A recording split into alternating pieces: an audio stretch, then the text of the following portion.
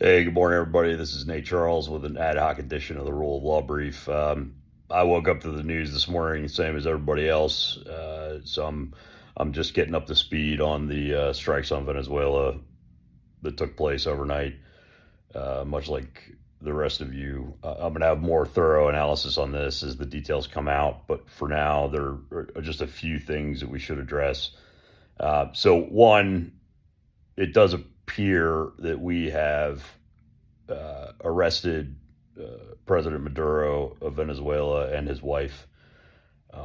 They are currently missing, and according to statements by the President of the United States, we have arrested them.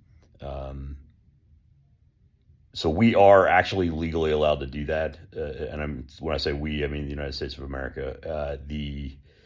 There's something called the Kerr-Frisbee doctrine that exists in our own American jurisprudence that says it's not a violation of the Due Process Clause to arrest somebody overseas and bring them to the United States for indictment. And as a former Navy SEAL, this is something that I dealt with somewhat frequently because frequently it is U.S. Special Operations Forces that are used to conduct those raids.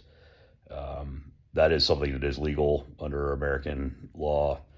Um, and there is an existing indictment for Nicolas Maduro in the Southern District of New York from back in 2020. That was something that came out during President Trump's first administration. Now,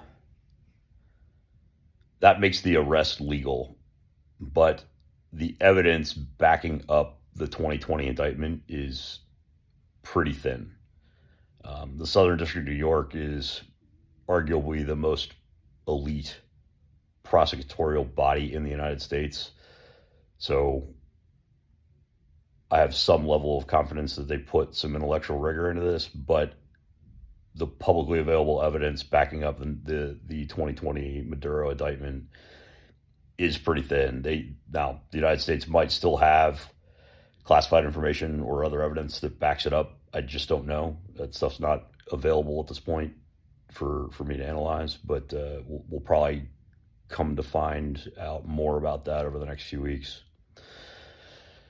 But that's just the legality of the arrest of Nicolas Maduro. There's a whole second set of questions when it comes to the at least ostensibly offensive operations that we've conducted against Venezuela, um, in addition to the arrest.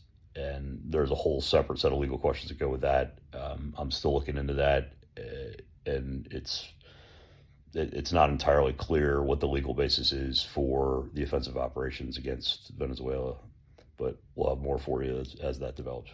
Anyway, um, yeah, stay tuned. There's clearly going to be more to this, and yeah, I'm interested to see how it plays out.